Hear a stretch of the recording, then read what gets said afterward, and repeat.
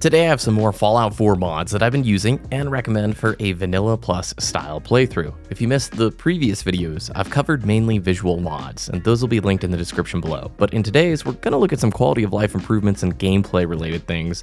There's still some visual tweaks, but a lot of these make the experience so much better. But first, a word from today's video sponsor. I've been using HelloFresh for almost 3 years. It is a total game changer. And if you're like me, you're trying to save some money, eat better, and stress less. HelloFresh has got you covered.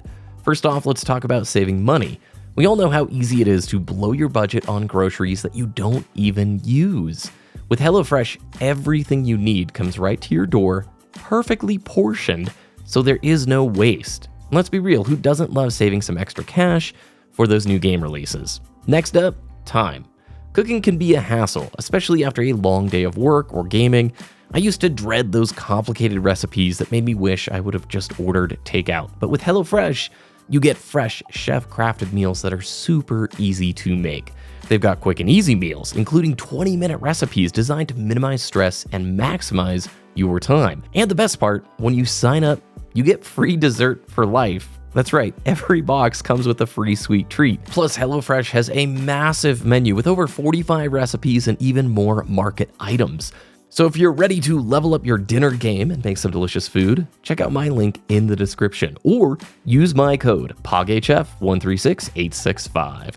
You'll get 10 free meals and free dessert for life while your subscription is active. Trust me, you won't regret it. I love HelloFresh. Thanks for sponsoring the video today. Now let's hop back in. First up, we have Diamond City Radio Extended by Samhairi. This adds 258 new lore-friendly songs to Diamond City Radio. What's great is it doesn't break Travis, his commentary whatsoever. You can even tweak in the settings if you want more talk, less music, or vice versa, more music and less talk. If you are going to add this mod, midway through the playthrough, please read the instructions. You'll have to execute 2 console commands that will restart the Diamond City Radio quest.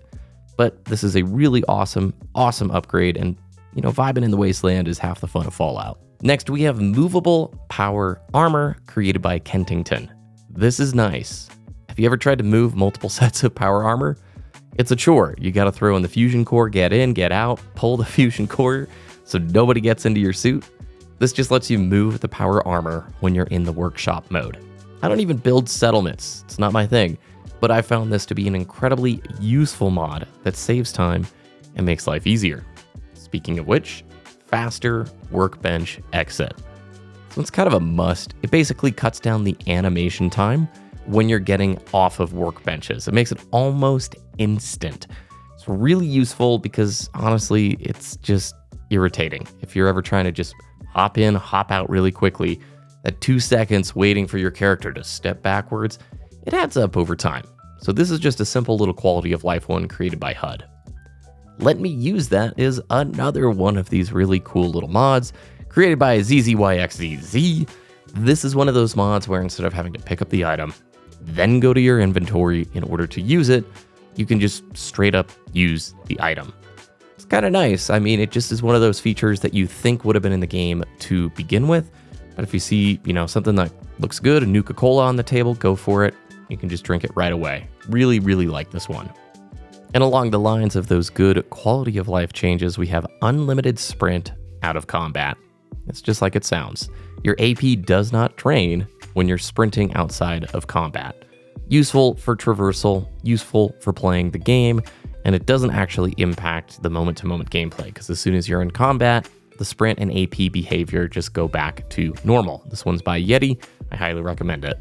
I've been looking for an Immersive HUD mod for a long time, and Immersive HUD by Gopher is a really good option. This will give you plenty of tweakability and options in order to fade out your HUD while you're playing, and you can set lots of different circumstances as to when you want the HUD to be present and when you want it off the screen. I think Fallout 4 looks shockingly better, like so much better when the HUD items are not on screen. The main useful part of this mod for me, though, is you can put a hotkey to just disable the HUD altogether. No more going to the console, putting in TM, you can just press that hotkey and it disappears. Perfect for those recording a playthrough, trying to get screenshots, or just give themselves a little bit more immersion. I will say you have to fiddle with this one. I've done a lot of fiddling with it, gotten it into a spot that I like, and I'm happy it's got the tweakability. It's not perfect, but it does serve the purpose that I want, which is when I'm cruising through the Commonwealth, not having those, bright green saturated colors on screen really make a difference and let you focus on the world. Next up is Quick Trade by Registrator 2000. This one is really nice because you can just start trading with vendors and settlers right away without having to wait for them to finish their first line of dialogue. Next is one for the Far Harbor DLC. If you don't want to see any spoilers whatsoever, it's not really a spoiler, but you could just jump ahead to the next mod. I will have everything time-stamped down below. This is Skip Dima Memories, and it's created by Osinar. What this lets you do is skip the memory puzzles when you're doing the quest Best Left Forgotten. The puzzles in Far Harbor are kind of frustrating. Some people may like it, I really didn't, and they were really, really buggy. The little critters that, walk and get the data can get stuck, can just fall apart. I'm glad they tried something different, but it's not that fun. You could still go and play the puzzles if you want, but this mod just gives you all of the puzzles completed. It doesn't make you skip the quest. You still have to go, enter the terminal, all that stuff. And you still have to listen to the holo discs themselves to advance the quest. But I absolutely loved these. They saved time. For those who like the memory puzzles, skip it, but I would highly recommend at least just have it here. Have the mod installed. If you like the puzzles, play the puzzles. But if you don't, you can just bounce right away. And it's easier to have this installed before you get to this point in the quest, rather than doing it mid-quest. You can do it midway through, I did that, but it's just a little bit easier on a fresh playthrough. All right, and a new grass mod called True Grass, created by Lou.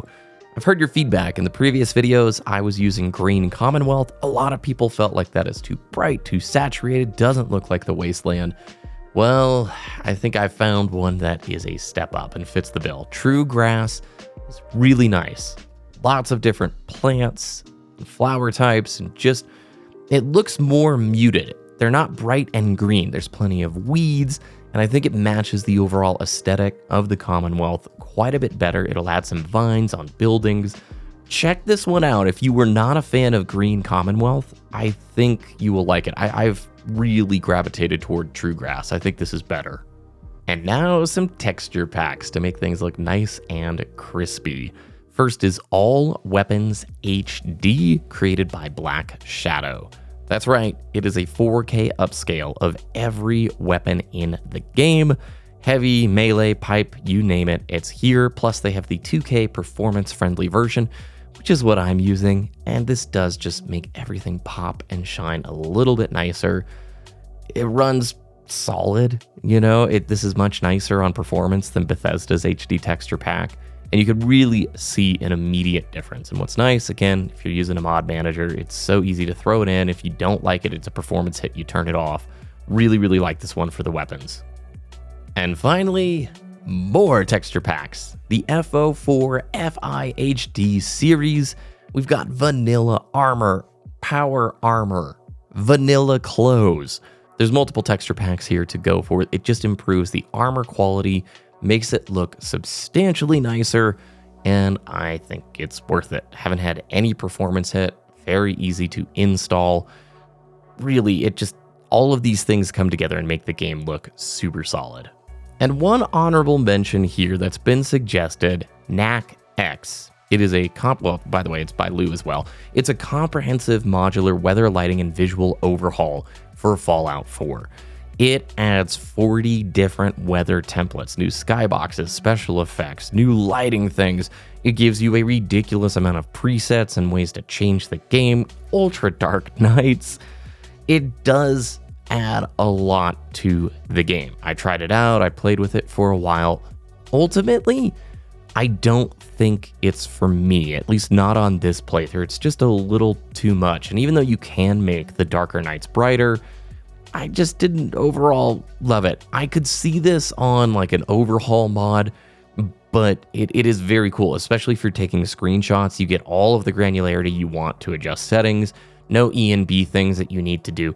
Very, very cool. Like, I am a fan but it's probably not going to sit in my mod library, at least not on this playthrough, maybe on the next one.